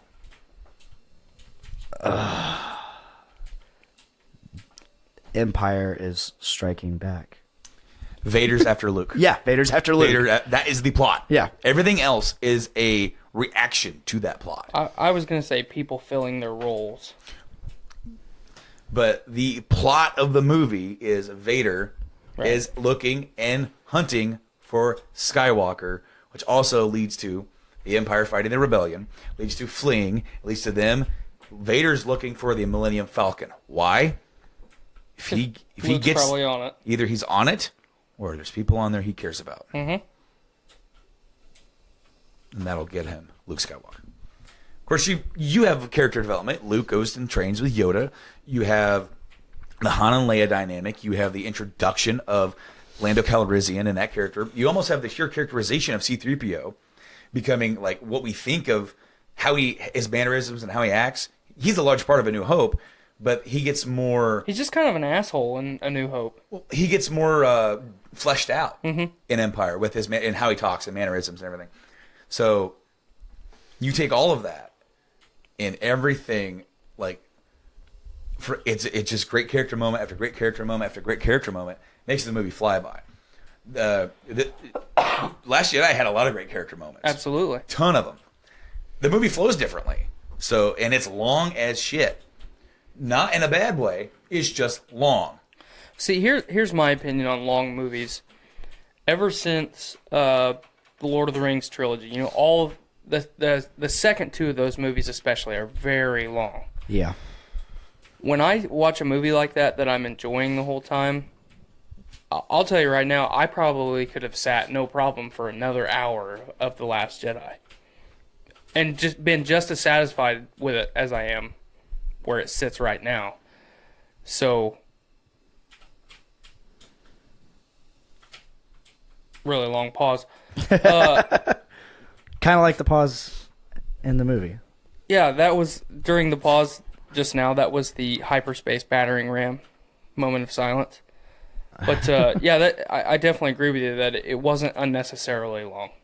What I was trying to get to.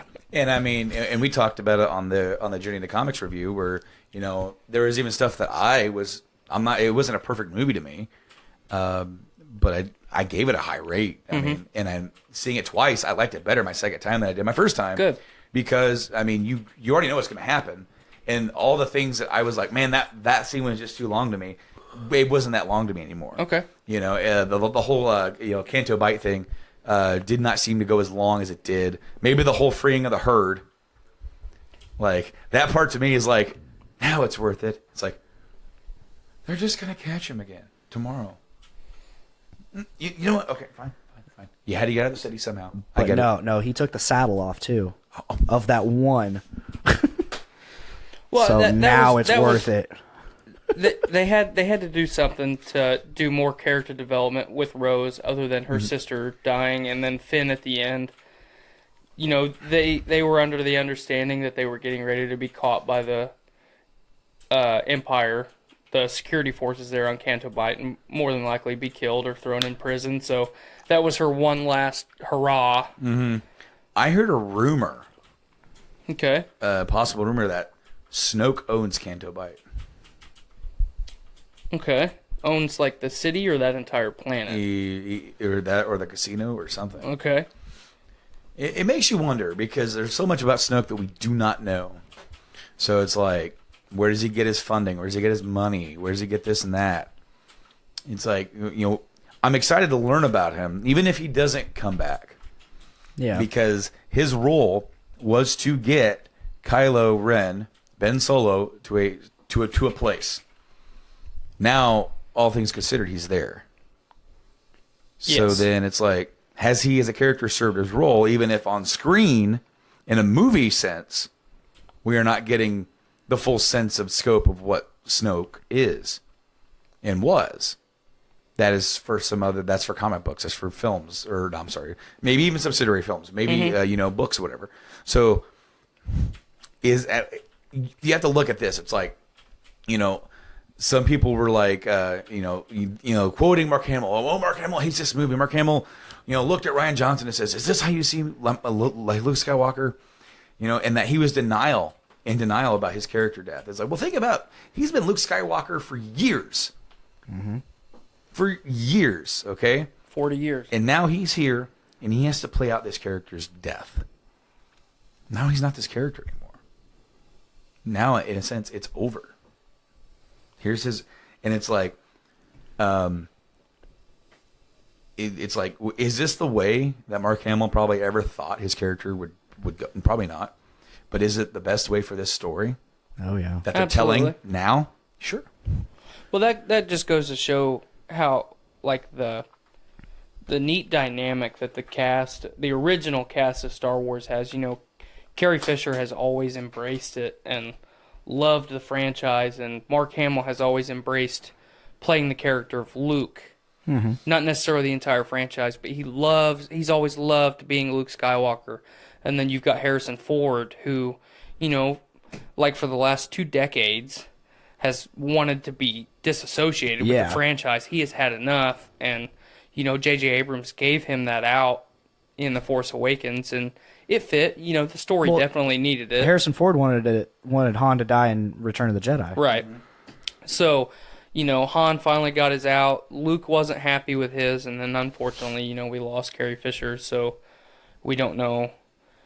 We obviously don't get to know how she would feel about how they send her out, but that's the, with all the questions that we have from The Last Jedi, with Episode 9, the biggest thing that I want to know right away is how are they going to send Carrie Fisher off? Because when she got jettisoned into space, that was the perfect moment. The rebels. I mean, that could have done. There was so many things they could have done with the cast of that movie and how they would react to seeing Carrie Fisher jettisoned into space and freeze to death. Especially with the First Order being right behind them. Like, what do we do now? We've lost our person. And unfortunately, she passed away. So, and that whole scene was set up to utilize and show her connection to the Force. Mm-hmm. Like, that whole thing was done for that. And because the whole plan entirely, as far as I'm aware, is that she was going to have a major role in Episode 9. Right. As well as probably in regards to Kylo. If finally mother and son, reuniting. Mm-hmm. Because you think about Harrison had a big role. 7. Mark Hamill, 8. Right. Fisher's been in all of them now, but then she was going to be that old school pivotal role in 9. Of course, that's what they were shooting for, and then, of course, her untimely death. Of course, they were already done shooting the film by the time that she passed. So, like, I'm actually happy they didn't take a step back and go, well, let's change that and then kill her off there. How I would do it if they said, if Disney's like, Brando, come in here, direct this movie. How would you handle Carrie Fisher? I would have the crawl, and when it comes down, it's the funeral. What's left of the Republic and the Resistance, they are honoring her, and the Resistance is like trying to gather support. It's like, we need help, damn it, help us. And they're like, oh, we'd love to, but God damn, this First Order, they're just, they have massed such a, and like, we wouldn't have had this problem if you wouldn't have stood up, damn it, and done something when we said something. Right. It's like she fought until she is no longer capable of doing so. Utilize that. Right. Utilize, like, saying is that, like, she is now in there because of everything that's happened to us. And maybe even essentially because of a broken heart. Because she lost Han. She lost her brother. And essentially she lost her son. So she's a very tragic character in that sense. Mm-hmm. How she could remain that strong after all those losses. Well, yeah. Adoptive father, real father, husband, brother, son. Yep. Total family death. Yeah, completely. And after all that, she was still the one saying, come on, we got to carry on. Mm-hmm. And that's like, how strong is Leia in that sense? So, like, she's one of the strongest characters in the entire series. So for you to tell me that, like, people are really harking on this Mary Poppins scene, right? And like I've said from the get-go, it's like it makes total sense to me. That I questioned you at first about your justification of it making sense, but once you explained it to me, I totally agree. It's instinctual to me. It's like she's a fucking Skywalker. Well, and they, when you go back and watch the original trilogy, they start hinting at her Force abilities. In Empire. Yeah. In Empire, Yeah. way She back knew in the beginning. exactly where Luke was. Right. And then, it's like she has that feeling, but she doesn't, it's whatever. But then it's after he tells her, you have this. Then now it's not just a feeling, a gut feeling. It's she's aware of it. Well, and Vader, Vader makes the comment, if you don't join me, then I'll just go get your sister. Mm-hmm. So Vader knows that she has this ability too. She has to. Yeah. Because, Luke, think about how little training and how little anything Luke had. Right. Literally, like Obi-Wan taught him like how to tie his shoes, essentially. Yeah. Don't jab yourself in the face with this. Yeah. No. And then he taught him how to feel. Mm-hmm. That's it, pretty much. Right. He taught him how to open himself up to it. And think about, he trained with Yoda, but for how long? Not very. Maybe days. Maybe a few days at Approximately most. 48 hours. Yeah, right? And so it's like, Yoda taught him as much as he could teach him. And then, he wasn't done when he left, but it was that failure again that led him, Yoda's like, you already know what you need, Right. And now you failed and you came back, The fact that you came back here tells me that you got it, Mm-hmm. So it's like, you think about how strong Luke got, but just by himself. And after years and years and years of Leia being aware of this, whether or not she's able to force grab something, maybe she is, maybe she's not. But she's a fucking, she comes from such a lineage of being so strong in that force that in a moment of desperation, you're telling me that she couldn't pull herself. She wasn't flying through space. It was a reverse force push. She pulled herself back. Mm-hmm. Well, and here's the thing, on when we talked about The Last Jedi on Journey into Comics, we were talking about Luke's kind of coming of age, becoming an old man, and his character development, and how people are bitching about it, and how it's really not any different from Obi-Wan's. No. It's pretty much the same. Even Yoda to an extent. Right. But the only difference is that while in their isolation, they didn't cut themselves off. He did. And he did it out of shame. Right. It was different. But I mentioned that Luke's kind of MO has always been his emotion. Mm-hmm. And, always. Yoda's smacking him on the hand. Obi-Wan is too. Stop. You can't do this. Your dad did this. Your dad was super... It's a path to the dark side. Your dad was super powerful, and he bought into his emotion and let it consume him, and that took him down the path of the dark side. And, hey, here we are now, all because your dad felt sad. Right. And Luke lives with that throughout his entire character development, and then... Then we get to see that that's been his entire life. Right. When he has those moments, when he has that... when he strikes down Vader, he does so in anger. When mm-hmm. Vader says... I'll go get your sister. And he's like, absolutely not, you will not. He starts using that anger, diving into that darkness. And he does it. And he's striking him down with those fierce strikes. And he's basically defeats him. Well, and that scene for me is one of my favorite in the entire series. Just because Palpatine is needling him. Trying to get that emotion to peek through. He's in glee right at the end because he's like, yes. But Palpatine, all the way up until that point when him and Vader are standing underneath the catwalk, Palpatine has been needling him. Mm-hmm. Grab your lightsaber and strike me down. Buy into your anger over and over again. Seeing all his friends be in the trap. And he can't do it. Palpatine cannot get him to break into emotion. And Vader says one sentence. And Luke fucking snaps. Well, what was the line where Luke finally reached for the lightsaber and went to strike, and Vader stopped him? There was a line there. I forgot about that. And then it goes into the duel, and then he's trying to calm himself. And then of course there's the line about the sister, and then he's in the moment, and then he cut off Vader's original. What was that? His original arm? Or his original robotic arm? Yeah. And then, Palpatine's like, good. Uh-huh. Now finish it. But the whole reason I brought all this up again is, who's to say that with Anakin in the emotion and Luke in the emotion, who's to say that Leia doesn't realize or doesn't utilize her Force powers in immense moments of emotion? Oh, exactly. I mean, when she's on the Falcon, she knows right where Luke's at. Just because, that's a super tense situation. They're trying to get away from Cloud City.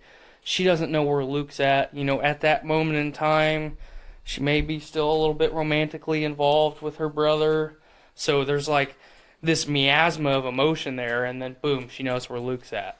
And then in Return of the Jedi, they figure out that they're brother and sister, and that Vader is her father, and well, shit, I thought that Bail Organa was my father, and but now this guy. Yeah, so more emotion, and then then she knows where Luke's at. Well, again, yeah, when the Death Star blows up, and Han's like, "I'm sure he wasn't on that thing." She goes, "He wasn't." Yep. Because she knew. Yep. She now knows what that feels like. Yep. That's another getting cut off here with a big dig day. But that's twice that's happened now. But that's another, just overwhelming emotional sensation. They watched the Death Star blow up amidst a battle on the moon of Endor, so it's like, yeah, and boom, I know he wasn't there. Mm-hmm. So as she's about to die in space, and all these people on all these ships are relying on her, and the entire galaxy is relying on her, and she still doesn't know where her brother's at, and she's got Rey, and then all this hits her at once. Why can't she just reach her hand out and boom, use that emotion? It might be the path. I'm about to die. I cannot die. Yep. Yet. That's dark side as fuck, but why can't she do it? Well, there's that temptation. I mean, when Luke feels that, when he reads Ben's mind, people are saying, well, why couldn't he sense they were still good in him? He was stricken by the fear. Mm-hmm. He was driven by the fear of it. The fear is blinding him to that. He's like, oh my God, this guy's, he's a sick son of a bitch. And then there's that temptation, that one moment of weakness, which he's shown so many times before. Right. And it shows itself again in that one moment of weakness. Well, and it goes back. You said it when Palpatine makes Vader take Luke over to the window, and he's talking about all of his friends dying. You have to know that that's one of the first emotions to go, or first scenarios to play through Luke's mind. He's gonna kill all my students. He's gonna kill my sister and Han and all. He's gonna kill all these people in the galaxy again. I can't let him do it. And out comes the green lightsaber. And then he stops. Yep. And he's like, no, that's not how to do this, but it's too late. Yep. And that to me is poetic. Absolutely. It is. It's absolutely poetic. And then, when it goes back to almost, but no, it was the same thing with Vader when Palpatine's like, finish him, do it. And then he looks down at Vader's robotic hand and looks at his own and how he's like, look at the path that I could go down here if I do this. Right. And then he's like, no, absolutely not. Yep. I refuse. I refuse. So Nate told me, and I didn't get a chance to watch it yet, Nate, if you're still watching, about somebody took Star Wars Episode 3. Okay. And put the subtitles through a Google Translate into Chinese and then back to English. These are always good. So it's Star Wars: The Third Gathers, Backstroke of the West. Okay. And then the scene that's the screen cap here is him going, no! And it says, do not want. much sadness, so despair. I do plan on watching that. I just didn't get a chance to last night. I crashed hard. I think I have watched it. Have you? I've watched or something similar. Oh my god. Moving forward from Star Wars. Wait, we're getting away from Star Wars? You son of a bitch. It's been a solid half hour, I believe. That's okay. Okay. Tyler, we watched a Monster Hunter trailer. We did. And it is as if like my hype for the game wasn't any. It couldn't get any higher. It did. I broke the limits. Well, and we have now watched it multiple times. Yes. And for me, hype for a game is a thing that I try to avoid anymore. Same. Because, I waited 4 years for Mass Effect Andromeda, and as much as I loved the game, with EA and BioWare, with their collaboration there on Mass Effect Andromeda, they killed my favorite game franchise of all time. So I try not to get bought up in the hype, especially, there's a lot of gems out there that don't get the hype, and then we don't play them.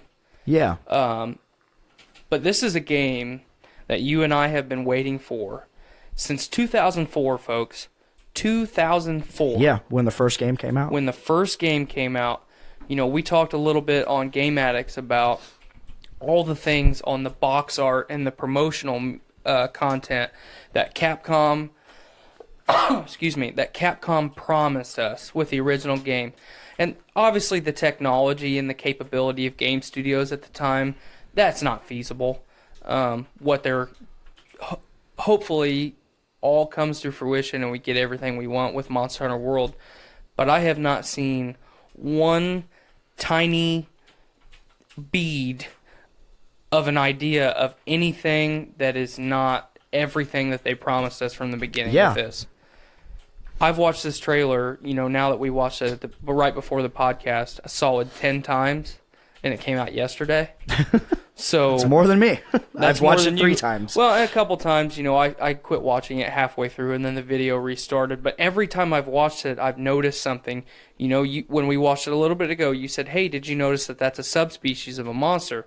No, I've watched it 10 times and I haven't noticed it. Yeah, which it makes me stoked for, because now I know they're subspecies, which means they're going to bring in things like the pink Rathian and blue Rathlos or silver Rathlos or all those things. They're bringing in Devil Joe, which was a bastard of a fucking...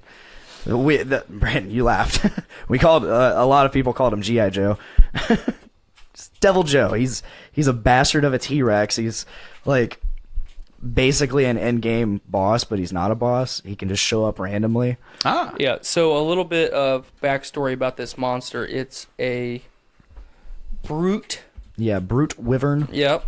And when it gets angry, it like hulks up. Yeah, basically like it's so old, and it goes through so many different environments, and it hunts literally anything. Mm-hmm. They're nomadic monsters. Monsters. They have no hunting ground.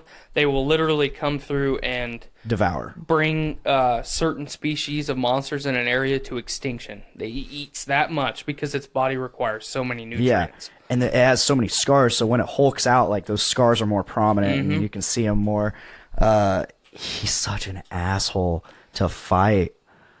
I hated him. Think about how cool it's going to be in this game with all of the monster-to-monster confrontations, the turf wars, as they've labeled them.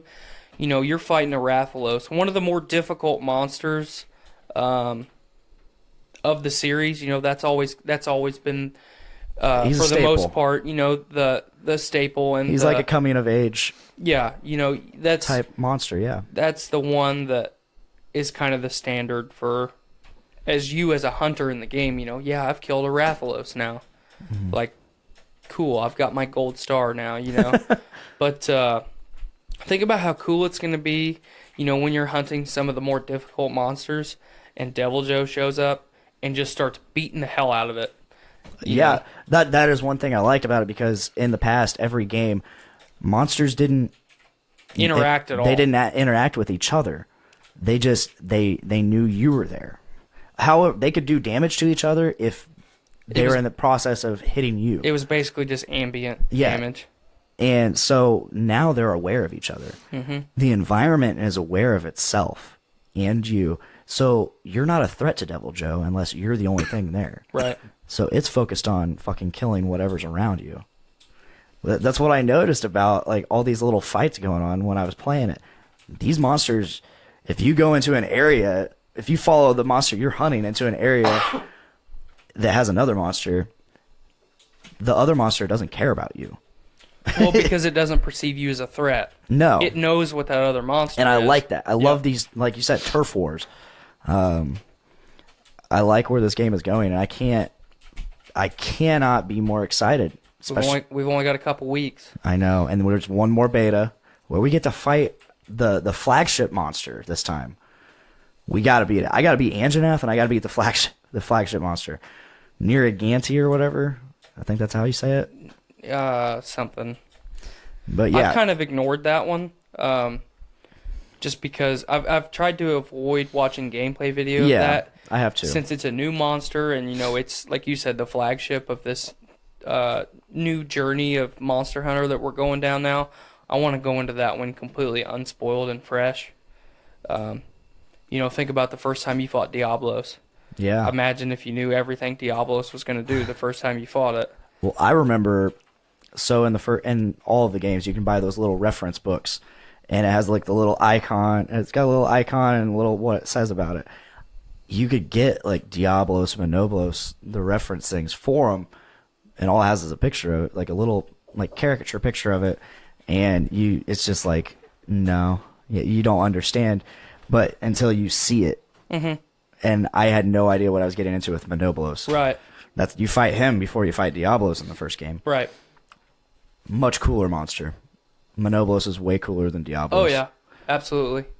He's basically like a giant Triceratops dragon. Well, look at how difficult of a fight it is the first time that you go into it. Oh yeah, there's nothing that fights like him. No, you've had, you might have been challenged with some stuff, but the first time you go to tackle Monoblos, you haven't fought anything similar. Mm-hmm.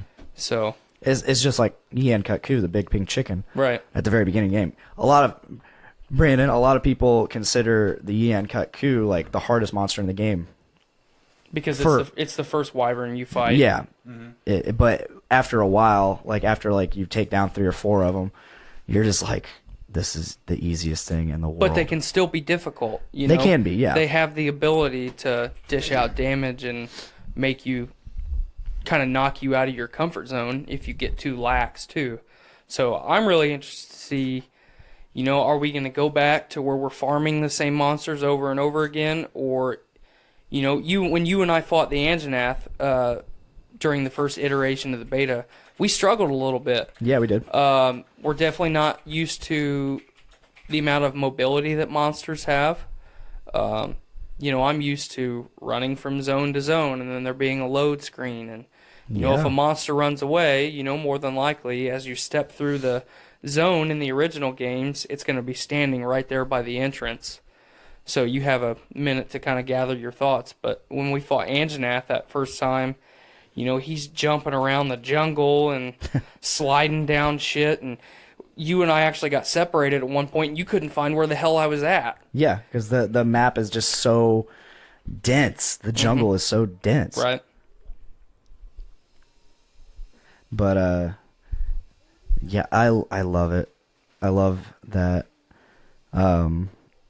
this game has no loading screens, and it's Absolutely. Just giant, open. I love the turf wars. I love it all. Time limits for exploring are going on. But it's going to be cool about the farming side of things. What's that? We can just go out. We don't have to be on a quest. Right. And we can fight the shit. Yeah, so that saves 2 minutes of bullshit. Yeah. So we can change weapons mid-quest. At the camps, which you can now fast travel to. Yeah. That's cool. I tagged you in a video earlier that has all these different things about the game. Yeah, I watched that. One of the things was there's if you pay attention to the environment, there's little things that'll give you hints about it. There's these little squirrel things, and they tend to run where they tend to show you pathways. They've got paths that you normally wouldn't notice. Yeah. So what we got? Brando, you're chuckling. Podmaster giggles. The Podfather. Podmaster giggles. The Podfather sent me a text, and it was pretty funny. Are you still the same level of enthusiasm about this game, Brandon? Or are you more or less excited than you were when we talked about it on Game You have a chance for one more beta. Oh, there's yet a third one? The final beta. It's the 18th. January 18th, 6 o'clock Pacific Standard Time. Maybe I might get in on this one because the whole Christmas thing didn't happen either. Because I completely and utterly forgot. It's okay. I played it for an hour, half hour to an hour. I did maybe one quest. I mean, my hype level's never really been that high, but that's just because I've never really been in. Yeah, I get it. So it's like I look forward to it doing well. I'm gonna force my girlfriend to play it, so because I'm gonna have 2 copies of the game. Oh, you are gonna keep them both? Okay. Oh yeah, she said she'd play it with me, so that's cool.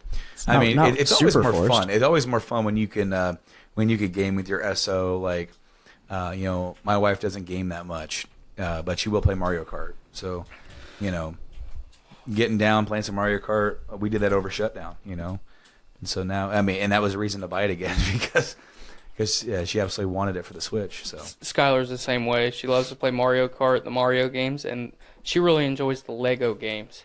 You know what? I think I really need to get Caitlin to try the Lego games because she likes Mario but sucks at it. Mm-hmm. So therefore she doesn't like to play it. She liked Rayman, Origins and Legends, the 2 newer ones that they came out with a couple years ago. Well, we have the Harry Potter collection on PlayStation 4, so if you wanted to borrow it, we'd be more than happy to let you borrow it. We have years 1 through 4 on the PS3, and I never picked up the other one because she wanted to play it, and at the time I didn't want to. Yeah. And so we started playing it, and I'm the guy that, borrow a quote from Metal Gear Solid, I'm the kind of guy that likes to kick my tires before I leave. So here I am, I'm breaking everything, getting everything that I can, and she's like, "Let's go over here," and I'm like, "I'm not done breaking stuff yet." Right. It's the same thing for us. So it's like, therefore, like it kind of like lowered. If I can get past that and just go, all right, let's just have some fun here. Could probably get into it. I've been looking for them because I do want to get. Actually, I want to start trying down the Lego games. I have a couple of them already. Of course, I have that one Harry Potter one. I've got all the Lego Batmans. I've got Lego, not Lego Avengers, the one before that. Marvel Superheroes. The first. That one's good. I like that one. I played that one at Rob's house on the Wii U, and I loved it. So I might have one more on the Wii U. I can't remember. But I want to get all the Star Wars ones because I actually played the demo for one of the Star Wars ones in the past. So I want to get that one. I want to get maybe Jurassic Park. The Force Awakens Star Wars Legos that they put out is probably the best Lego game they've ever done. Mm-hmm.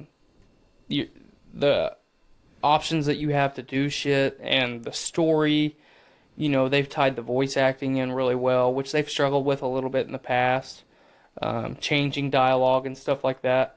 And that's one reason I really have enjoyed the Jurassic World one and the Star Wars one because they're not changing lines and scenes from movies that much. They have to a little bit. They have to make it kid-friendly. And because that's their mass market there. But those two, if you don't have them, definitely pick them up. There's a shit ton of content. Oh, yeah. With the Jurassic World one, you play through all 4 of the Jurassic Park scenarios, which is really cool. That's cool. But yeah, Legos, man. All right, guys, it's getting a little late. We have places to be. I do, at least. Yeah. Brandon, I don't know if you're going. Yes. I don't have a life. Brews with Dudes is hosting a Rheingeist tap takeover at Jerry Lee's Pub tonight, so we're going to be hitting that up.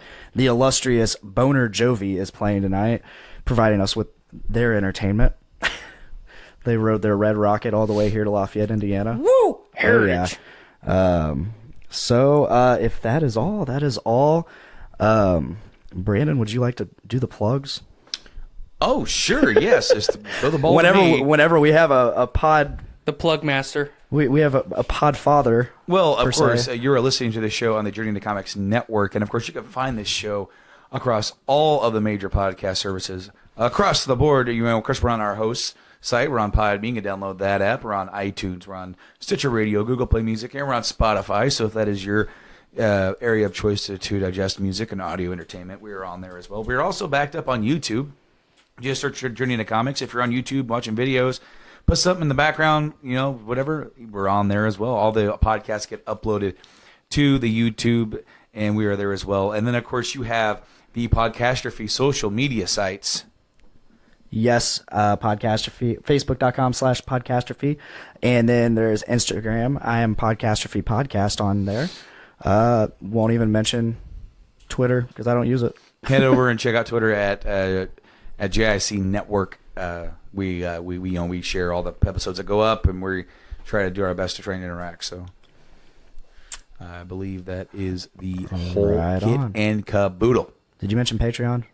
Oh, hey, head over to patreon.com/Journey to Comics. Not only do you get early access for up to a week for all the episodes that get done, as soon as they're edited, they're up there, pal.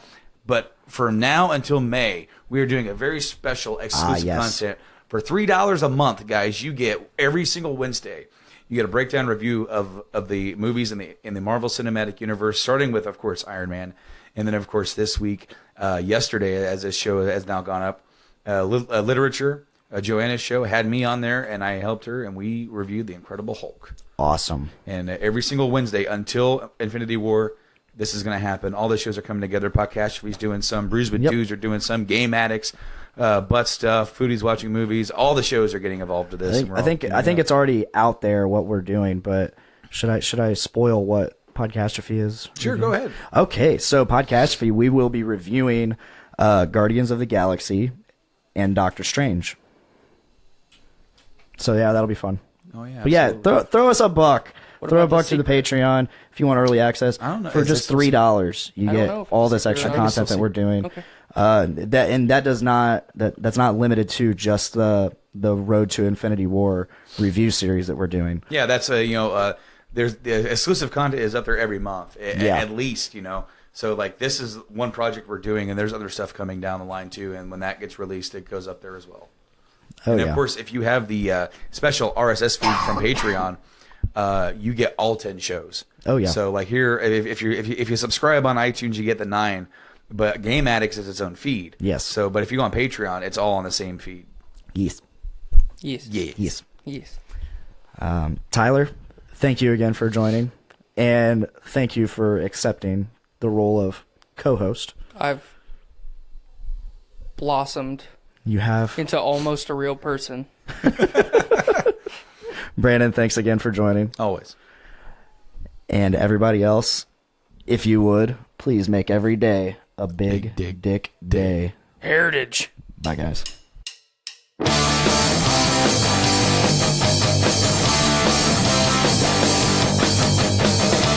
up this morning with my dick in my hand. Girl is to the right of me, just like I planned.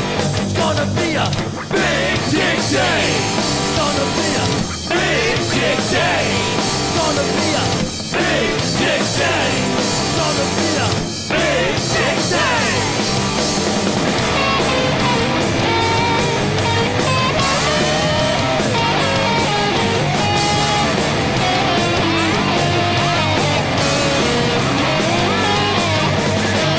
Big dick day. It's gonna be a big dick day. It's gonna be a big dick day.